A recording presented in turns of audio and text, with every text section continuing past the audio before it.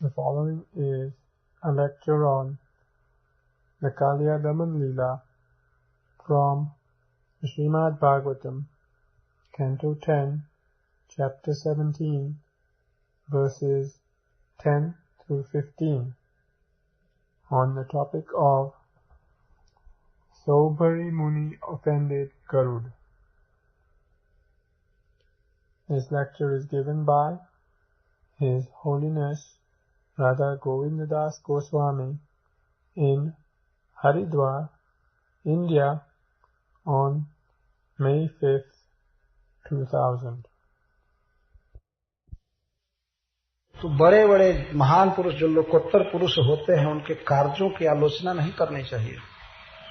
वे जो करते हैं वही धर्म है। सौभरी अपने समाज से धर्म करते थे। हरिश्वरी जी ने लिखा है कि ठीक ही शास्त्रों ने बार बार कहा है कि धर्म से तत्वम निहितम गुहाया। सौभरी सोच रहे थे कि मैं धर्म कर रहा हूं, लेकिन धर्म कितना उनसे दूर था वो नहीं पहचान पाए। महाराज युधिष्ठिर से जक्ष पूछा, महाभारत में कथा है, कह पंथ है, पंथ क्या है, किस पर चलना चाहिए, मतलब मनुष्य का धर्म क्या है, पंथ क्या है। तो महाराज परीक्षित कहते हैं, नहीं महाराज युधिष्ठिर कहते हैं,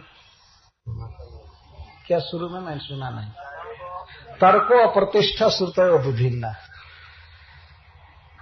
जो मानसिक अनुमान है उसकी कोई प्रतिष्ठा नहीं, कोई आधार नहीं, निराधार भी आदमी मन में सोचता रहता है। तो तर्को अप्रतिष्ठा श्रुतयो विभिन्ना, और श्रुतियां भी अनेक हैं और अनेक विषय का वर्णन करती हैं। नासो ऋषि जसमतम न भिन्न, और ऋषियों में तो ऐसे ऋषि दो नहीं है जिनका मत एक में मिलता हो।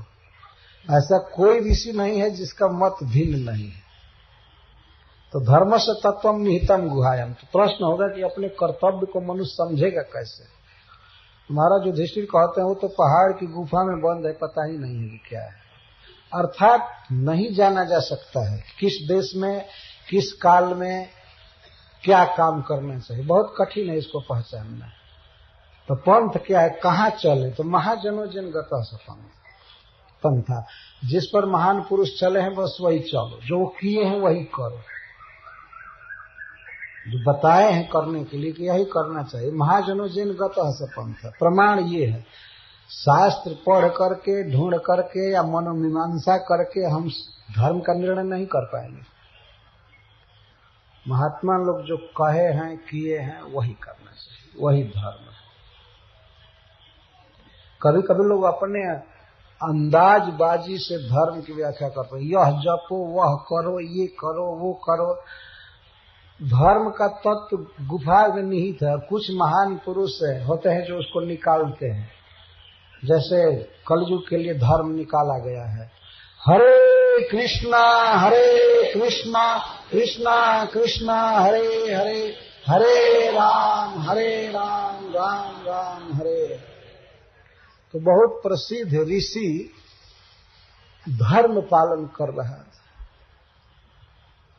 मानवतावाद चाहे जीव सुखवाद जो भी कहिए, वहां की मछलियों के हिफाजत के लिए बहुत चेष्टा की और अपना सारा तपस्या लगा दिया। मछली पालन विभाग खोला, मत्स्य पालन विभाग।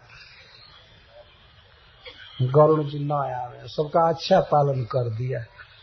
कालिए का विष डलवा करके सब अच्छा पालन हो गया।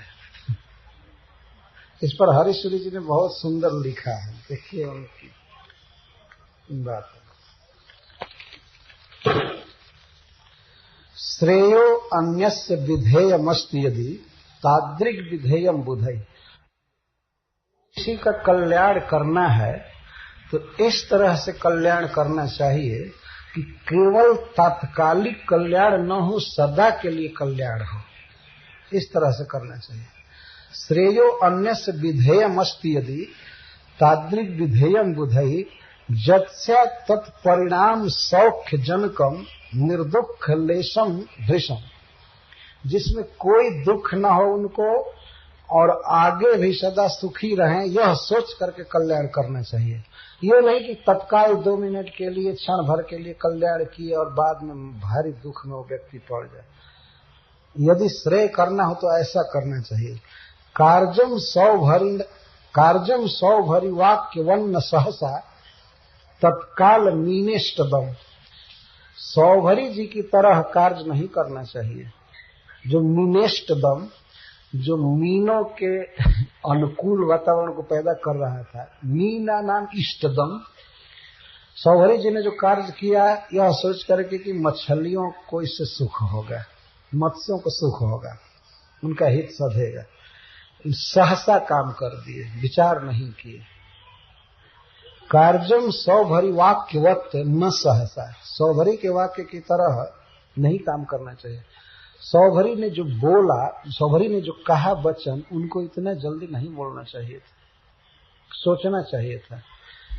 छोड़िए गरुड़ की बात, गरुड़ जी के साथ उनका द्वेष था। मत्स्य से वास्तव में प्रेम था तो मत्स्य का भी हित करना चाहिए था ना, विचार करना चाहिए था कि परिणाम में क्या होगा, लेकिन उन्होंने विचार नहीं किया। तो इसी तरह से हरीश्वर जी कहते हैं कि किसी भी व्यक्ति को सीखना चाहिए सौभरी जी से कि सर्वेषां परिणाम तस्तु समभूत खेदार्थमंभोजुषाम। सौभरी के वाक्य के कारण ही समस्त जलचरों पर महान विपत्ति पड़ गई, और वो करना चाहते थे हित। खेदो अम्भोजुषाम, जो अम्भ से युक्त रहते हैं, जल से युक्त रहते हैं, जलचर, सबके लिए सौभरी का वचन ही खेदकारी हो गया, दुखदायी हो गया। इसलिए बुद्धिमान व्यक्ति को चाहिए कि वो बहुत सोच कर वचन बोले, और जब किसी का हित कर रहा है तो आगे का भी सोच ले। ये नहीं कि तत्काल करे, फायदा के लिए कायदा नहीं बिगाड़ना चाहिए। ऐसा कहते तत्काल कुछ फायदा हो गया इसलिए बस कायदा तोड़ो। क्यू लाइन में कुछ लोग खड़े नहीं होते हैं, कहीं कुछ दिया जाता है, कुछ तो क्यू लाइन होता है ना, क्यू को हिंदी में पता नहीं क्या कहते हैं। तो इस तरह से खड़ा होना चाहिए, लेकिन कुछ लोग क्यू लाइन में खड़ा नहीं होते हैं। चाहे टिकट लेना हो, चाहे प्रसाद लेना हो, चाहे कुछ करना हो, जल्दी में जल्दी में जल्दी में। और ऐसा होता है, एक बार हमने देखा कोई भक्त थे हमारे साथ, टिकट लेने गए तो लगभग 50-60 आदमी लगे थे, तो चले गए, वहां खड़े रहे कुछ देर, अभी तत्काल की बात, खड़े रहे कुछ दूर पर, तो वो लोग जाते रहे। अंत में जब 40 आदमी लगभग हो गए होंगे और बढ़ गए पीछे, तो वो कहता है काउंटर, जाओ पीछे, तो सबसे पीछे फिर लगना पड़ा। तो पहले ही पीछे लग गए होते तो बहुत आगे हो गए होते, अब केवल 10-5 आदमी रहे होते, उस समय मिल गया होता टिकट। लेकिन जबरदस्ती करना, कायदा बिगाड़ना, बहुत सोच करके कार्य करना चाहिए। तो बहुत तुच्छ बात मैं कह रहा हूं, और भी धर्म की बात होती है, मनुष्य के मन में बात बैठी रहती है कि भाई यह करना जरूरी है, इस समय, इस देश में, इस काल में यह जरूरी है, यह जरूरी है। लेकिन कुछ भी जरूरी हो करे, लेकिन बोले ना जल्दी, सहसा बोले ना, नहीं तो बोलने का बहुत दुष्परिणाम हो जाता है। बोले तो सोच समझ करके इसका क्या परिणाम होगा। इसीलिए शास्त्र में लिखा गया कि बोलने से पहले 3 बार सोच लेना चाहिए कि क्या बोल रहा है। 1 बार 2 बार नहीं, 3 बार विचार करके तब बोलना चाहिए। जिह्वा पर वचन आने के पहले 3 बार विचार करना चाहिए। तो सौभरी अच्छा नहीं बोले। नचेत तादृग वचः तस्य, अब कहते हैं निगेटिव ढंग से, नचेत तादृग वचः तस्य न त्राक्ष्या गम्यताम हृदय। यदि सौभरी का ऐसा वचन नहीं निकला होता तो गरुड़ जी की अगम्यता नहीं होती हृदय में। तो सौभरी वैसा नहीं बोला होता तो गरुड़ जी का वृंदावन जाना नहीं रुका होता, और न स्थिति कालियस्यापि, और न तो कालिय की स्थिति होती जमुना हृदय में। और न खेदो जादशाम तत, और न तो जलचरों को दुख हुआ होता, न से कहते, न सौभरी वैसा बोला होता, न गरुड़ जी का वृंदावन जाना रुकता, न कालिए आता और न जलचरों को दुख हुआ होता। तो सब सौभरी के वचन से संभव हो गया। इसलिए बुद्धिमानों को चाहिए कि इस प्रसंग से वे सीखें बोलना। अतएव शास्त्रकार विविच्य भूयोपि फलितम इदम उक्तम। इसीलिए शास्त्रकारों, हरिश्वरी जी कहते, इसीलिए शास्त्रकारों ने बहुत सोच करके निर्णय दिया है। क्या? स्थितमेव धर्म तत्वम गुढ़ गुहायाम इति है विशदम अभूत। इस प्रसंग में स्पष्ट हो गया कि सचमुच धर्म का तत्व अभी भी गुफा में ही है, पता नहीं। यदि धर्म का तत्व प्रकट होता है तो सौभरी जी जैसे ऋषि धर्म की बात किए होते। विशद हो गया, स्पष्ट हो गया कि धर्म का तत्व अभी भी गुफा में है, गूढ़ है, छिपा हुआ। गूढ़ गुहाया, गुफा में भी है, वो अभी छिपा करके रखा गया है। अर्थात देश विशेष में, काल विशेष में मनुष्य का क्या कर्तव्य है, इसको निर्धारित कर पाना बड़ा कठिन है। इसलिए महापुरुष जो कुछ किए हैं, जो कार्य किए हैं, वही करना चाहिए। अपने मन से, अपने स्वतंत्र इच्छा से धर्म नहीं गढ़ लेना चाहिए। और विशेष करके उस समय जब किसी महान पुरुष से के विरुद्ध कुछ कार्य कोई करने की सोच रहा है व्यक्ति, तो बहुत सावधान होना चाहिए। जैसे सौभरी जी यह नहीं विचार किए कि मैं किसको साथ देने जा रहा हूं, वो तो इतना मोह में थे मछलियों के कि उनका विवेक नष्ट हो गया कि मैं भगवान के पार्षद को साथ देने जा रहा हूं, जिसके वृंदावन में न आने से सारा अनिष्ट छा जाएगा। तो ऐसे व्यवहार में अनेक मनुष्य मिलेंगे, लेकिन भगवान के भक्तों को जो रियली कृष्ण से प्रेम करते हैं, कृष्ण को अपना बना चुके हैं और प्रिय हैं कृष्ण के, ऐसे भक्तों के प्रति कोई भी उपेक्षा या द्रोह, यहां तक कि मौन से भी उनकी अवहेलना करने का साहस नहीं करना चाहिए, नहीं तो तत्काल अनिष्ट होता है। मन से भी अवहेलना नहीं करनी चाहिए। तो फिर वचन से तो बात ही क्या है, वचन से, निंदा आदि से बचना चाहिए। जैसे गरुड़ जी में मत्स्य भोजन या सर्प भोजन, यह सब उनकी आदत है, उनका स्वभाव है, लेकिन गरुड़ जी किस स्तर के व्यक्ति हैं, उनमें ये सब चीज दोषावह नहीं है, विचार करना चाहिए। और सौभरी इस बात को भी जानते थे कि गरुड़ जी इन नियमों के अधीन नहीं है, लेकिन अत्यधिक ममता होने के कारण मछलियों में उन्होंने साथ दे दिया। वो जानते थे गरुड़ जी के महत्व, लेकिन फिर भी दे दिया। तो दो तरह से आदमी महापुरुषों का अपमान कर देता है। जैसे सौभरी जी की तरह कहीं किसी के राग में पड़ करके, और किसी महात्मा का आचरण यदि उसके विरुद्ध पड़ रहा है तो उसको वो नहीं चाहेगा, अतिशय राग के कारण अथवा द्वेष के कारण। तो गरुड़ जी में दोष की उद्भावना करना ही बहुत पाप है। जैसे मैं उदाहरण देता हूं, वायुयान चलता है तो वायुयान के अपने नियम हैं, ट्रैफिक के या जो भी गति के। रेल चलती है तो रेल के अपने नियम हैं, बस के अपने नियम हैं, ट्रैफिक लाइट है और सब लाइट। तो जो सड़क पर बस चल रही है उसके लाइट से रेल को कोई मतलब नहीं है। रेल को कंट्रोल करने के लिए अलग सिग्नल है, उसका ट्रैक अलग है, पथ अलग है, और बस का अलग है, वायुयान का अलग है। तो जो व्यक्ति केवल पथ पर चला है और लाल लाइट देख करके रुक गया है, तो वायुयान को ऊपर जाते हुए देखकर कह सकता ये नियम की अवहेलना कर रहा है, देखो इसको दंड मिलना चाहिए। अरे वो नियम की अवहेलना नहीं कर रहा है। आप बड़े पुरुषों को समाज सामान्य नियम में नहीं घसीट सकते हैं कि यह नियम पालन नहीं कर रहा है, वो नहीं कर रहा है, वो नहीं कर रहा है। जिसका चित्त भगवान में बिल्कुल समाविष्ट है, उसकी क्रिया और मुद्रा समझ में नहीं आती है, कब क्या करेगा। इसलिए बहुत सावधान रहना चाहिए। छोटे छोटे भक्त भी कभी कभी दूसरों को कहते वो ये नहीं कर रहा है, वो ये नहीं कर रहा है, वो ये नहीं कर रहा है, वो ये नहीं कर रहा है। थोड़ा विचार करना चाहिए कि इसकी क्या स्थिति है।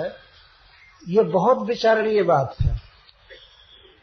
तो गरुड़ जी की जो स्थिति है वो तो भगवत स्तर की बात, वो तो भगवान है, उनके लिए तो लौकिक कोई नियम लग ही नहीं सकते।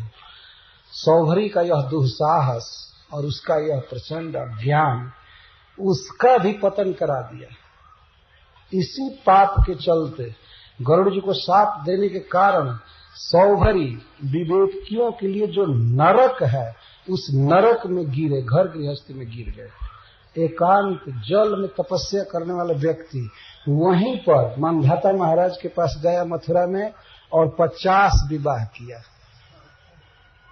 सारा तप आदि समाप्त हो गया। गरुड़ जी के शाप देने का यह दुष्परिणाम। यद्यपि श्री गरुड़ जी ने उसको प्रतिशाप नहीं दिया, वो ठीक है, उन्होंने आना रोक दिया, क्योंकि भगवान के भक्त ब्राह्मणों के वचन का आदर करते हैं। शाप दे दिया तो उसके वचन की रक्षा होनी चाहिए, ठीक है, कोई बात नहीं। वो वृंदावन जाना रोक दिए। लेकिन सौभरी जिन मछलियों पर करुणा किए थे उन्हीं मछलियों के संग को देख करके गिर गए। वो उनका हित क्या करेंगे, अपना हित भी नहीं कर पाए।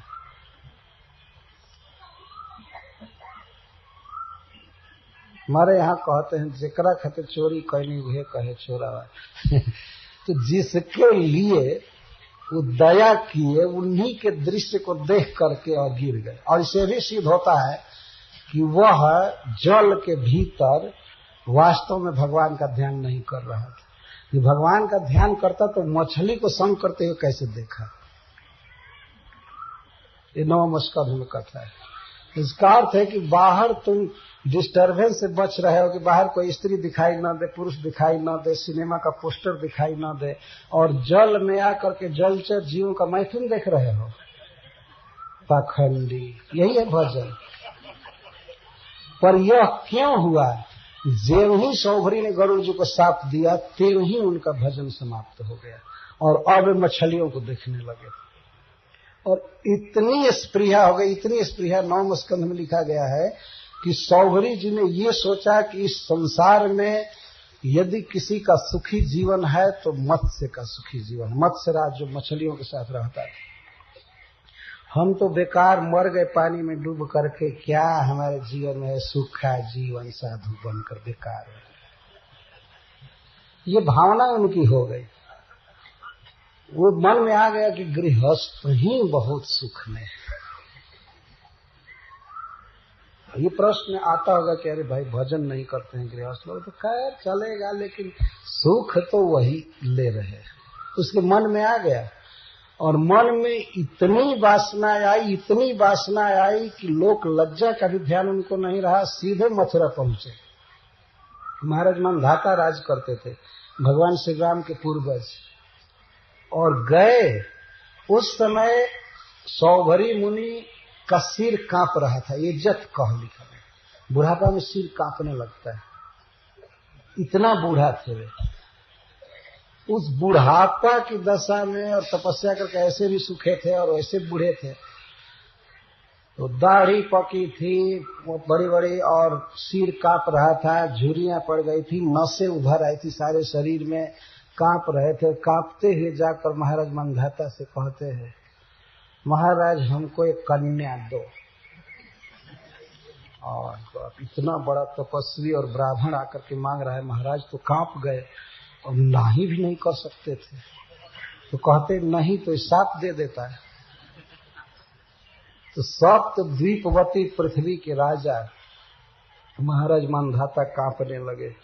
उनके विषय में कहा जाता है कि सूर्य जहां से उगता है और अस्त होता है उतना राज्य महाराज मानधाता का था। कितने बड़े राजा थे। उनका जन्म अपने पिता से डायरेक्ट हुआ था और इंद्र भगवान ने अंगुली पिला करके उनको जीवित किया था। उनकी 50 परम सुंदर कन्याएं थी, अप्सराओं के समान सुंदर। महाराज ने सोचा कि बूढ़ा तपस्वी ब्राह्मण आकर मांग रहा है, क्या करें। तो वो भी तो राजनीति के पक्के पंडित थे। उन्होंने कहा कि ऐसा है महाराज जी कि हम कन्याओं का स्वयंवर करेंगे और आप पधारिएगा, तो जो कन्या आपको पसंद कर ले हम विवाह कर देंगे। ये कोई इतना बुद्धू थोड़े था ब्राह्मण, तो समझ गया कि अब स्वयंवर में हमको कौन कन्या पसंद करे। वो भी अपना ऐनक में मुख तो देखता ही होगा, या जल में भी दिखाई पड़ता होगा। तो सोचा ये राजा टाल रहा है, कौन ऐसी भाग्यहीना कन्या होगी जो मुझसे विवाह करेगी। ये सोचने लगा, जान गए तुरंत, पूछा नहीं फिर उनसे। कहा जो उन्होंने कहा कि स्वयंवर जब करेंगे तो विवाह कर देंगे, जो लड़की आपको चाहेगी उसके साथ विवाह हो जाए। ये सोच लिया और अपनी तपस्या का योग सिद्धि का बल लगाया और तुरंत फर्स्ट क्लास का नवयुवक हो गया उनके सामने। इतना योग बल था और इतना सुंदर कि देवताओं की स्त्रियां उसको चाहेंगी, मनुजेंद्रों की क्या बात, मनुष्यों की क्या। और यह रूप बना करके और कहा कि महाराज तो स्वयंवर कर दो आज। तो महाराज तो बिल्कुल चकित हो गए, इतना योग बल है। तो ही प्रसन्न हो गए, ठीक है वर के योग्य हैं, ब्राह्मण भी हैं। तो उन्होंने कहा ठीक है, तो आप अंतःपुर में जाइए, हमारी कन्याओं के पास जाइए। कन्याओं में कलह हो गया कि मैं इसके साथ विवाह करूंगी, मैं करूंगी। इस तरह से सब चाहती थी कि सौभरी के साथ विवाह हो। और महाराज ने कहा कि अब तो 50 आपसे चाहती है विवाह करना, आप कैसे निर्वाह करेंगे। तुमने कहा ठीक है। फिर 50 रूप बना करके उनके साथ विवाह किए। योग बल देखिए इनका, 50 रूप बना करके और एक एक स्त्री से 100 पुत्र उत्पन्न किए। 5000 तो ऐसे ही हो गए। और इनका अलग अलग गारहस्थ, अलग अलग नगर जैसा भवन बना। और 9वें स्कंद में लिखा गया है कि महाराज मानधाता अपने दामाद की गृहस्थी देखने जब गए तो अपने को धिक्कारने लगे कि मेरे पास तो कोई धन नहीं है जो इसके पास, जबकि संपूर्ण विश्व के राजा थे, लेकिन सौभरी के वैभव के आगे ये अपने को हीन मानने लगे। तो सौभरी मुनि की ये दशा हुई। जो व्यक्ति ब्रह्म सुख ले रहा था, भजन कर रहा था, वह नरक में गिर गया। अब स्त्री बाल बच्चा भी पड़ गया। यह गरुड़ जी का अपराध करने के कारण हुआ। बहुत बड़ा अपराध किया। अच्छा, ये तो इनका पतन हुआ सौभरी का। और उधर कालियों को पता लगा कि वहां गरुड़ नहीं जाता है, तो वो आया। तो मछलियां तो ऐसे ही आते ही उसी दिन मर गई होंगी, पूरा साफ लय लग गया होगा। जहां तहा छता करके मछलियां खत्म। मछलियों का भी अहित हुआ। मछलियों का तो छोड़ दीजिए, ऊपर जब जलचर, ऊपर आकाश में उड़ने वाले पक्षी, खगादी नाम खेद, जब पक्षी भी झुलस कर गिर जाते थे दूर के, तो जलचर क्यों नहीं मर गए होंगे। आसपास के वृक्ष और पशु आदि मर जाते थे। यह दशा है। इसीलिए हरिसूरी जी जो कहते हैं बात वास्तव में बहुत महत्व की है। किसी महान पुरुष के प्रति अपने मन में कुछ सोचना भी हो तो सावधानी से सोचना चाहिए। बोलने की तो बात ही बहुत दूर है, बहुत सावधान रहना चाहिए, नहीं तो अपने लिए दुखद हो जाएगी वो बात, और जिसका हित करना चाहते हैं उसके लिए भी दुखद, सबके लिए दुखद। गरुड़ जी का आना रुक गया उस हरद में, तो उस हरद का त्याग सबने कर दिया, कोई भी नहीं जाता था निकट। माँ जशोदा कृष्ण को भेज रहे थे जिस दिन गाय चराने के लिए, तो स्पेशल बलराम जी से कहे कि काली दह से बहुत दूर रखा है, वह मत जाने देना। इस प्रकार से घटनाएं होती रहती हैं। तो श्रीमद् भागवत में जहां तहां ये सब बातें दी गई हैं, तो तम परम कालीय वेद, इस रहस्य को केवल कालीय जानता था, दूसरा कोई नहीं। सुखदेव गोस्वामी ये कह रहे हैं तम कालिय परम वेद नान्य कश्चन ले लिया। कोई ले लिया माने अपने जीभ से चबड़ा चाटने वाला, कोई भी सांप इस बात को नहीं जानता था। तो अवासित गरुणाथ भी था, गरुण जी के भय से भाग करके वहां रहता था जमुना के ह्रद में। और कृष्ण न च विवासित, और कृष्ण के द्वारा भेज दिया गया रमक द्वीप में पुनः। यह लीला है भगवान की। हरे कृष्ण। जय श्री कृष्ण। कृष्णं हृदाद् विनिष्क्रान्तं दिव्य स्रगंध वाससां महामणिगणाकीर्णं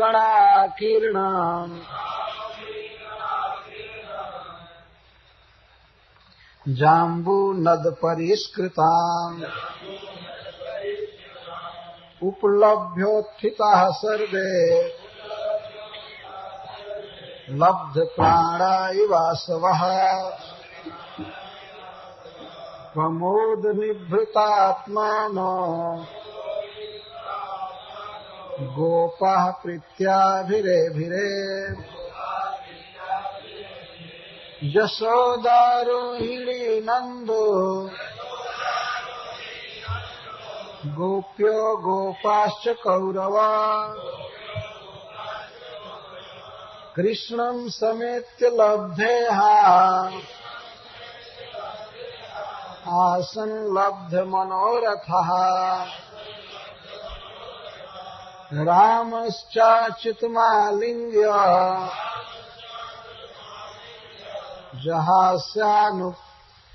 जहासास्यानुभाववीत् नगागावो वृषावत्सा लेभिरे परमामुदम् नन्दं विप्रः समागत्य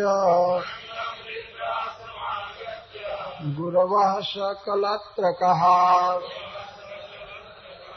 ऊचुस्ते कालियाग्रस्तो दिष्ट्या मुक्तस्तवात्मजः देहि दानं द्विजातीनां कृष्ण निर्मुक्ति हेतवे नंदः प्रीतमना राजन्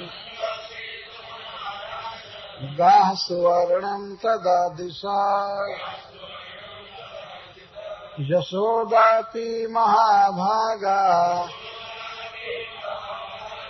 नष्टलब्ध प्रजाशती परिस्वज्याङ्कमारोप्य मुमोचाश्रुकलां मुहुः। का दमन करके भगवान उसकी पूजा स्वीकार किया, और पूजा स्वीकार करने के बाद कालिये ह्रद से निकले। कुछ लोग देखे कृष्ण को निकलते हुए कालिये ह्रद से,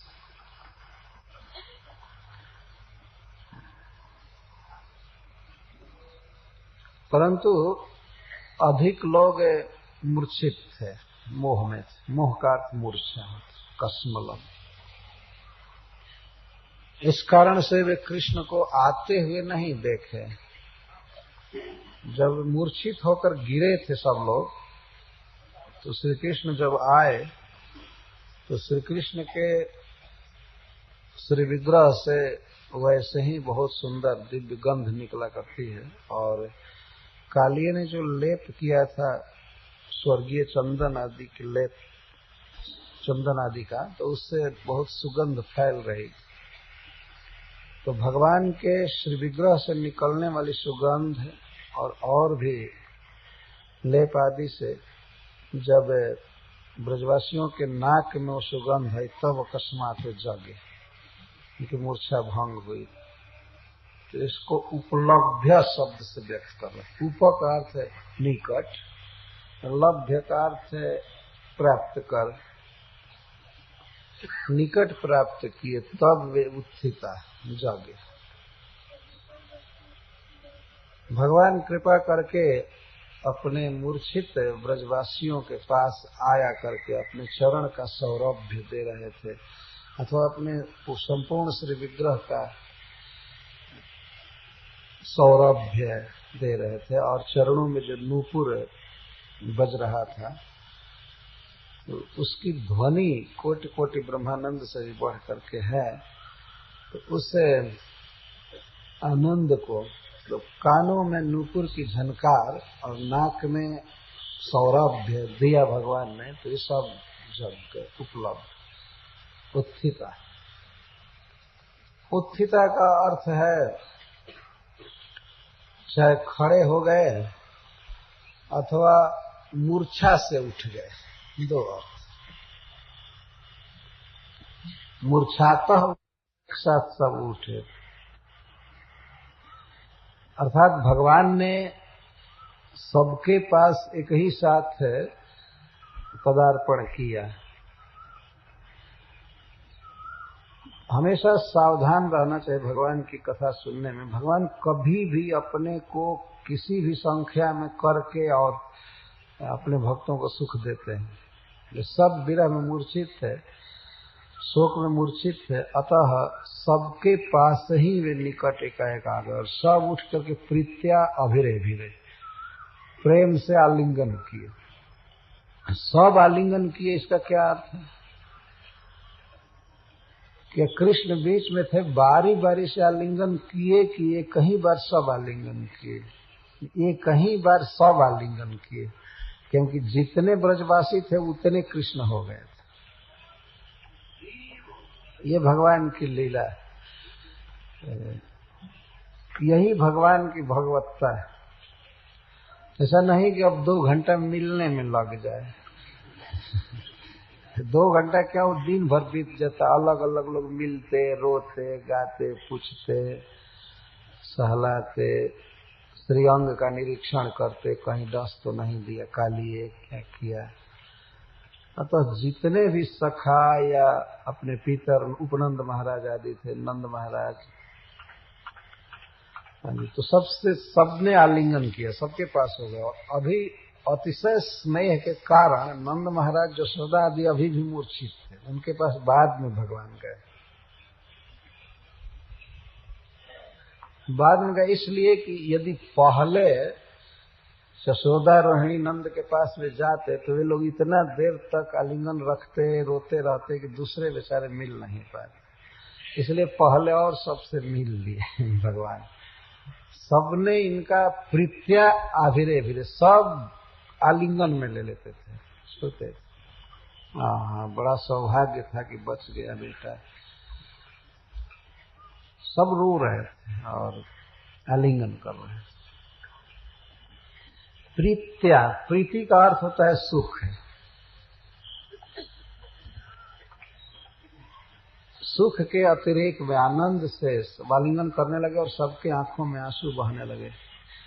पहले तो शोक के आंसू बहते थे, लेकिन कृष्ण के मिलने पर सुख के आंसू गिरने लगे।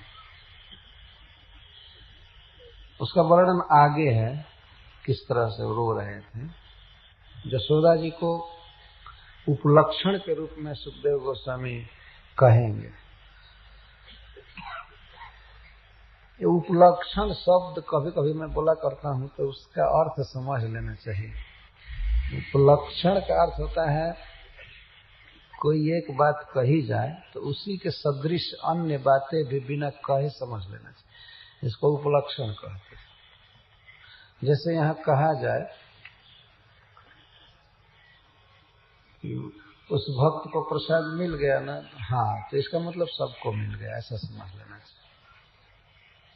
हो सकता है सबको ना कहा जाए, एक को ही कहा जाए या 2-4 कहा जाए, तो उससे समझ लेना चाहिए। सबके रोने का वर्णन नहीं है, प्रीति का वर्णन है। प्रीत्या आभिरे भिरे, आलिंगन किए। तो यशोदा जी का वर्णन है कि वो रो रही थी, तो उससे सभी रो रहे थे, ये समझ लेना चाहिए। तो श्री कृष्ण आए कालिये दह से तो कैसे हैं?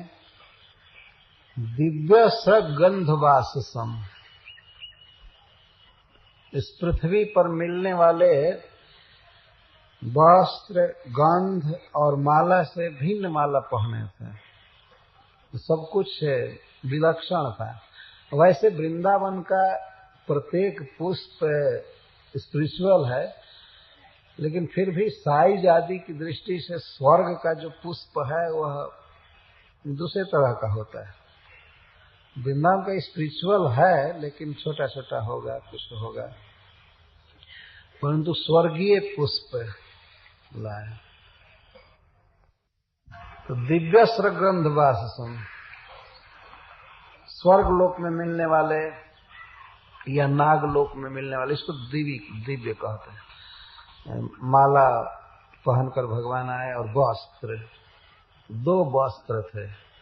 एक कमर से पहनकर धोती लटकाए हुए थे। ऐसा वस्त्र उनको ब्रज में पहनने को मिलता नहीं था। तो गाय चराने जाना होता था तो उस तरह की काछरी काछ कर जाते थे, लेकिन पैर तक लटकता हुआ धोती आज ही मिला है, खूब अच्छा, खूब सुंदर लग रहा है। और इसके उत्तरी है, 2 वस्त्र है और गंध है, चंदन आदि का लेप किया है नाग पत्नियों ने भगवान के मुख पर और सब जगह। और श्रक, जैसे कमल की माला अथवा रत्न माला, दोनों। ब्रजवासी भगवान को देख रहे हैं, कुछ ब्रजवासी अथवा सुखदेव गोस्वामी अपने ध्यान में भगवान को इस तरह देख रहे हैं। जो भी है, महामणि गणा किरणम, महामणियों के समूह से आकीर्ण, आकीर्ण का अर्थ व्याप्त, भगवान के नख से सिख तक गहने पहनाए गए थे, उचित गहने, जैसे अंगूठी। कृष्ण को प्रथम बार अंगूठी दिया गया होगा, अंगूठी पहनाया गया, और कंकड़, नूपुर, कमर में करधनी, कंठ में यहाँ पर केयूर, कई प्रकार के गहने पहनाए गए थे। इसीलिए यहाँ कहा गया महामणि गणा किरणम। और इसका अर्थ यह भी है कि कुछ बांध करके टैची या गठरी भी दिए थे, वो भी सामान दिए थे। जितना पहन सकते थे उतना तो पहनाए गए, लेकिन और भी लेकर आए थे।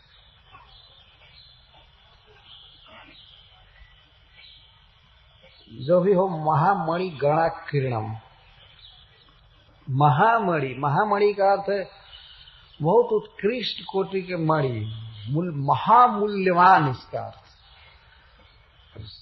व्याप्त। मैं तो विनोद में कह दिया कि गठरी लेकर आए थे, लेकिन वास्तव में केवल पहने थे। भगवान ऐसे नहीं है कि बांध बांध कर चला करे जहां का।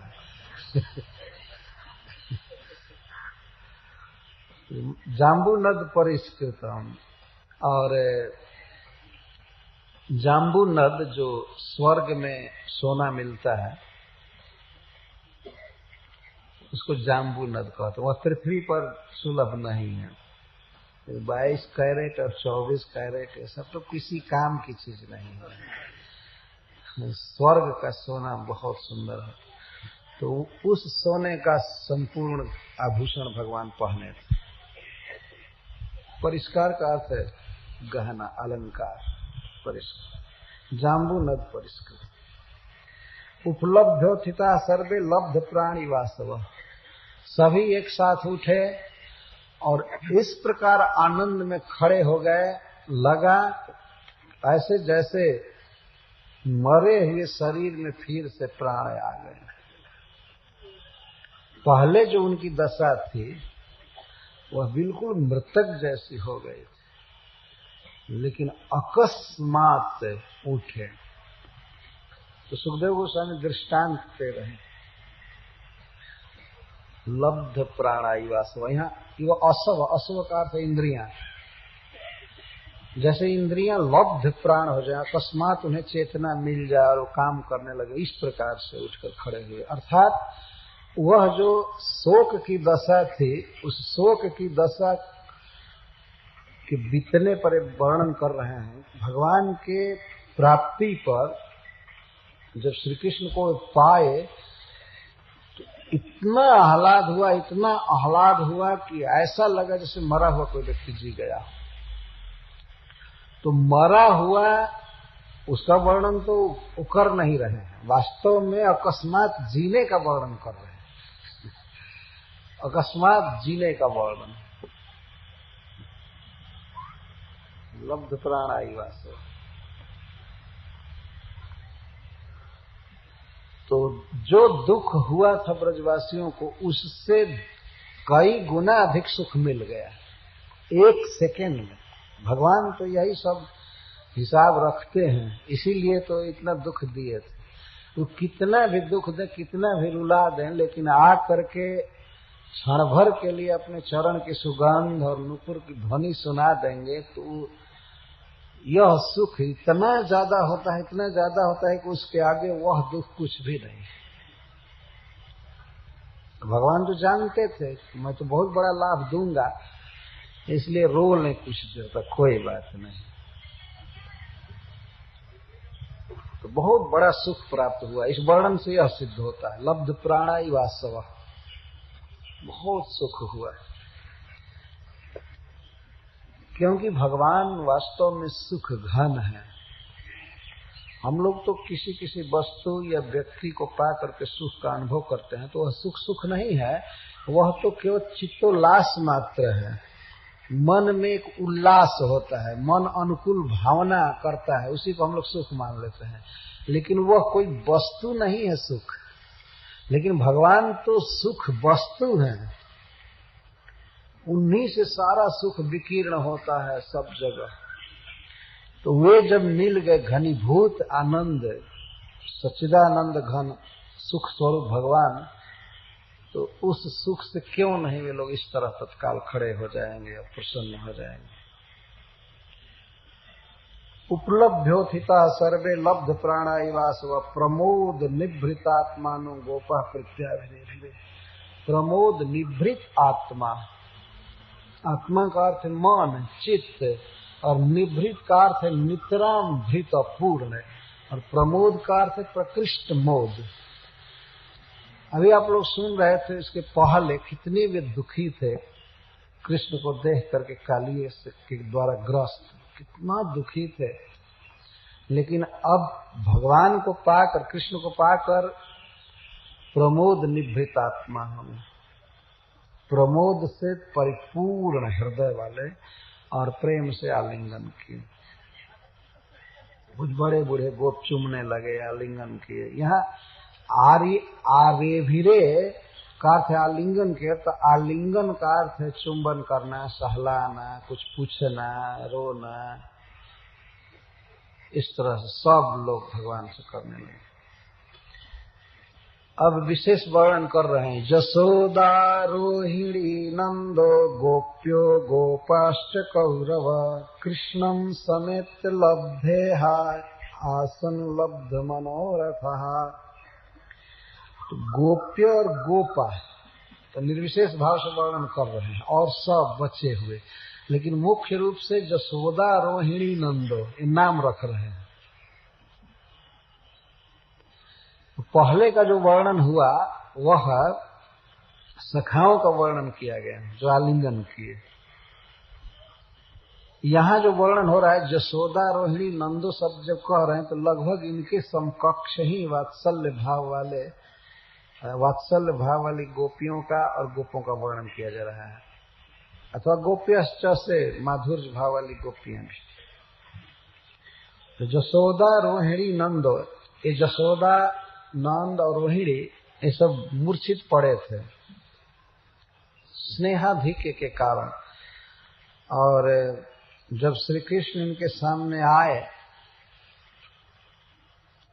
तो और लोगों के पास वे आए तो उनके चरण की सुगंध से वे जग गए, लेकिन माँ को पकड़कर भगवान ने कहा, माँ मैं बिल्कुल कुशल हूँ, तुम चिंता मत करो। तब वो जगी और रोने लगी कृष्ण को गोद में रखकर। इसलिए सुखदेव गोस्वामी यशोदा शब्द दे रहे हैं पह में, यशोदा। तो बड़े अनुराग से, बड़े स्नेह से माँ के अंक में भगवान आ गए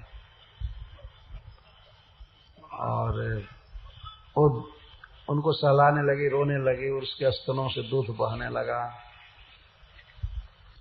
और बारंबार श्री कृष्ण से कहने लगी, बेटा मैं तुमको कई बार मना करती थी, तुमको नहीं आना चाहिए, आज से मैं बिल्कुल गाय चराने के लिए नहीं आने दूंगी पाता,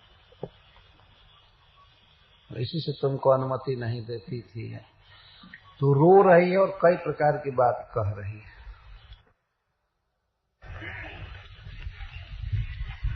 लीनी जननी कंठ लगाय, लीनी जननी कंठ, लीनो होगा चाहे लीनो, लीनो जननी कंठ लगाय, लीना जननी कंठ लगाय।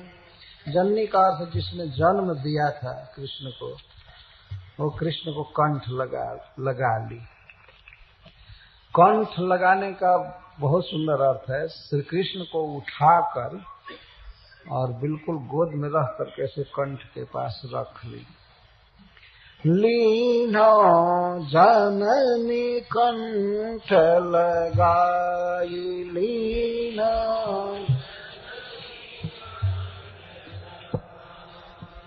अंग पुलकित रोम गद गद, अंग पुलकित सुखद आंसू बहाई, सुखद आंसू बहाई। लीनो जननी कंठ लगाई, लीनो जननी अंग पुलकित रोम गद गद, अंग पुलकित सुखद आंसू बहाई। लीनो सुखद आंसू, लीनो जननी कंठ लगाई, लीनो जननी कंठ लगाई। और रो रो कर माँ यशोदा कहती है, मैं तुम ही बर जत रही हरि, मैं तुम ही,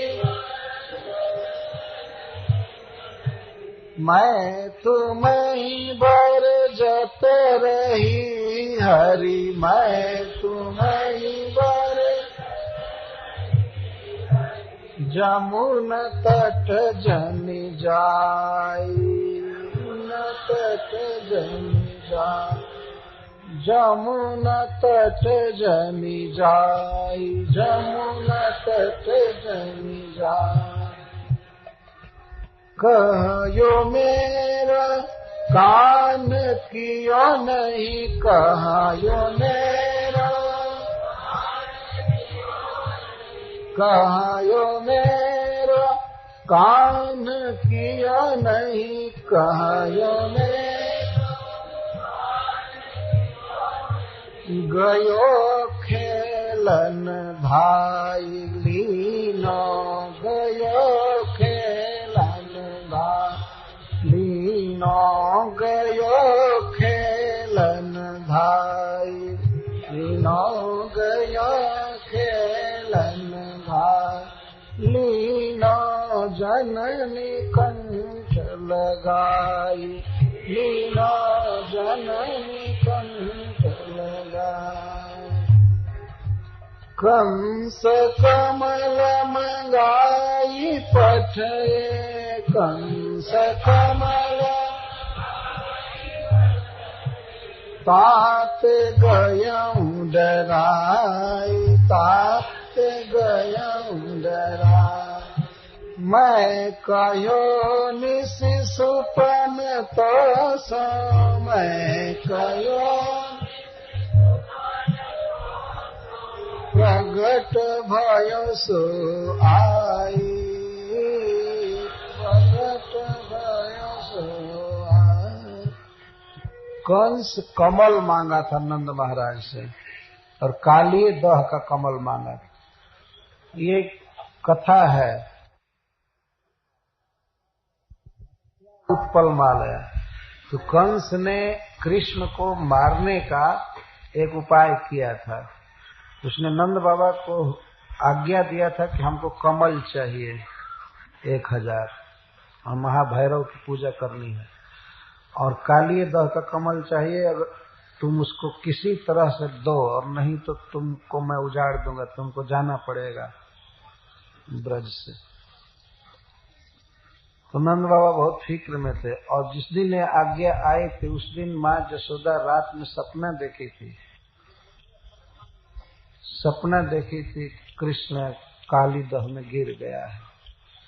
तो उस दिन सवेरे माँ ने बहुत विशेष तरीके से कृष्ण को मना किया था कि जमुना के तट पर मत जाना। तो वही कह रही है कि कंस कमल मंगाई पठे, ताते गयं डराई। मैं कहो निसि सुपन तो सो, प्रकट भयो सो आए।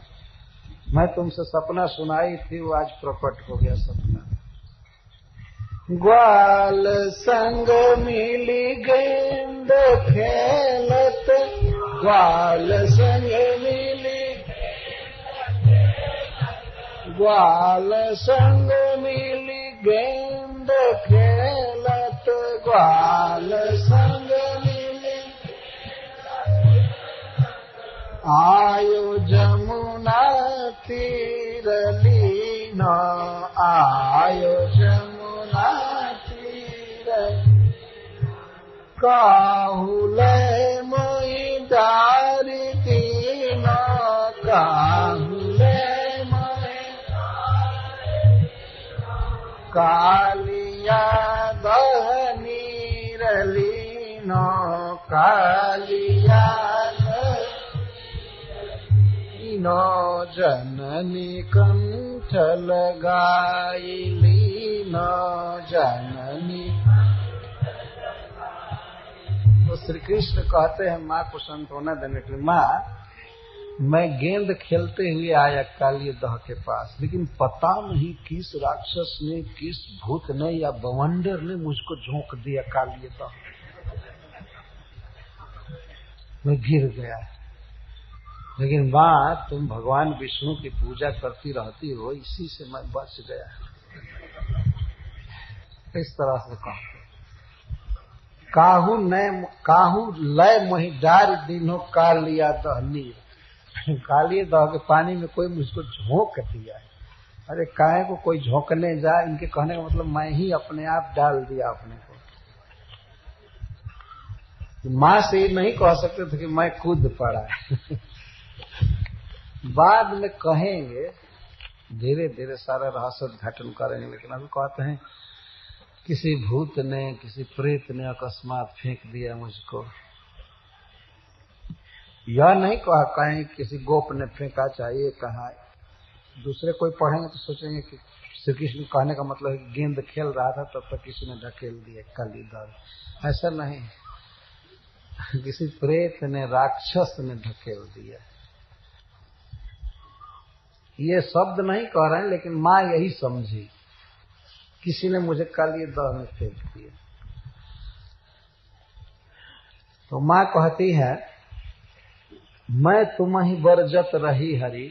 अरे हरि, कृष्ण का हरि नाम प्रसिद्ध हो गया था, क्योंकि गर्गाचार्य ने हरि नाम दिया। हरि, वासुदेव और कृष्ण 3 नाम दिया, तो इसलिए हरि नाम प्रसिद्ध। तो कहती है माँ यशोदा, हरि मैं तुमको बरजत रही, निरंतर बरजत रही कि जमुना तट जनि जा, जमुना के तट पर कभी मत जाना। और केवल कालिए के दह के तट के पास ही नहीं, कहीं भी जमुना हो ऐसे ही कारी कारी लगती है, काली काली भयंकर जमुना है। इसके तट पर मत जाना। कहो मेरो कान कियो नहीं गयो खेलंदाय, तुमने मेरा आदेश पालन नहीं किया और तुम दौड़ कर खेलने चला गया। आज भगवान बचा लिए बेटा तुमको, लेकिन अब कभी मत जाना, अब गोचारण ही बंद हो आज। तो भगवान ने सोचा ठीक है, अभी तो ऐसा कह रहे, बाद में तो राजी कर लूंगा।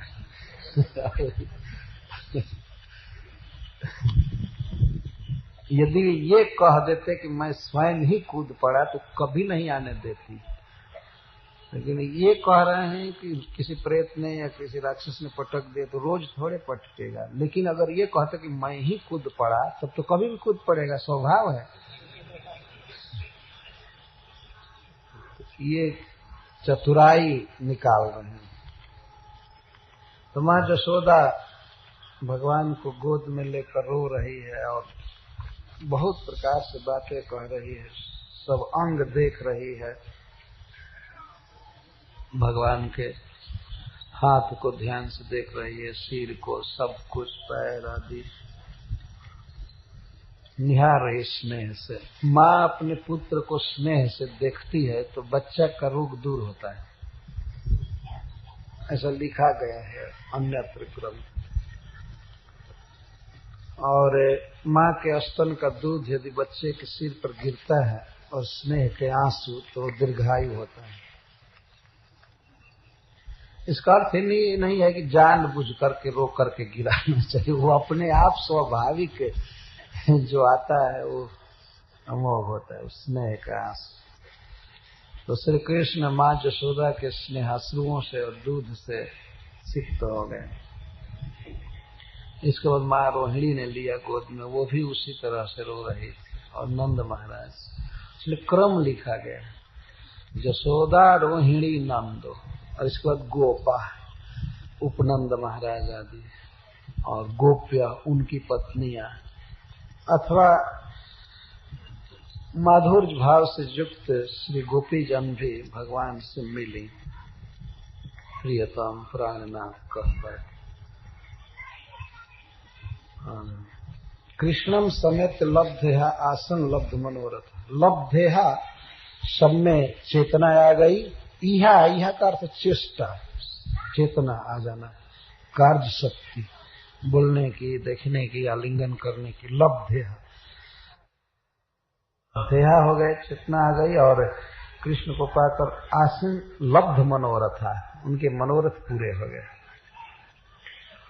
एक प्रश्न हो सकता है, क्या गोपों के जीवन में इतना ही मनोरथ था कि कृष्ण सुख से रहें और कृष्ण मिले? हाँ, यही मनोरथ, और कोई दूसरा मनोरथ उनके जीवन में नहीं। जितना सुकृत किए थे वे लोग, जितना भजन किए थे भगवान विष्णु का या देवी देवता का पूजन किए थे, तो सब लोग कालिय दह पर यही मना रहे थे कि हे भगवान शंकर, हे दुर्गा जी, हमने आज तक आपकी जो भी पूजा की है तो उस पूजा के प्रभाव से कृष्ण बच जाए कालिय। सब लोग अपना अपना पूर्ण अर्पित कर रहे थे।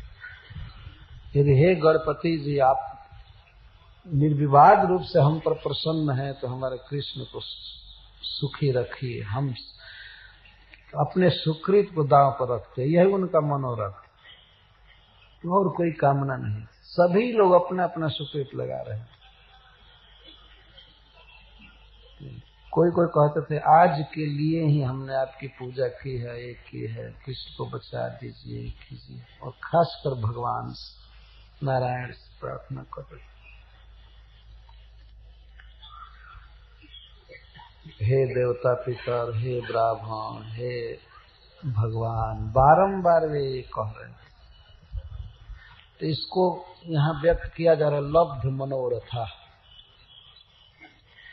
लब्ध मनोरथा, जो मन में था श्री कृष्ण की सुरक्षा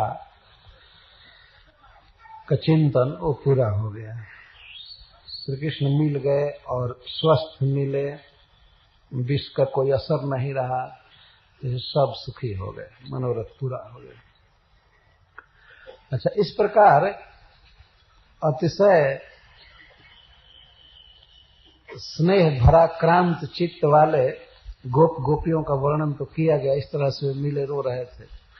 और भगवान के ऐश्वर्य से संयुक्त स्नेह जिनका था श्री बलराम जी का, वे भी पहले रोए थे, मूर्छित थे, लेकिन बाद में हंसने लगे। ये कह रहे हैं, सनातन गोस्वामी जी कहते हैं वो भी कुछ देर तक चिंतित हो गए, लेकिन अब श्री कृष्ण को पाकर रामश्च, यहाँ च शब्द बता रहा है कि जैसे वे लोग थे वैसे बलराम जी भी थे। रामश्च,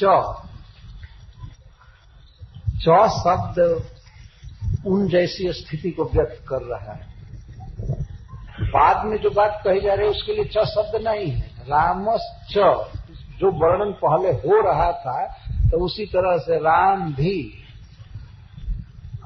आगे दूसरा वाक्य है कि राम अच्युतम आलिंग्य, अच्युत का आलिंगन करके जहाज हंसने लगे, खूब हंस रहे थे। अच्छा नाटक किया, खूब नाटक किया, रुलाया। यही करना, अद्भुत तरीके से उसको उसके फण पर नृत्य किया, ये किया वो किया, और हमको नहीं लाए थे इसीलिए ना।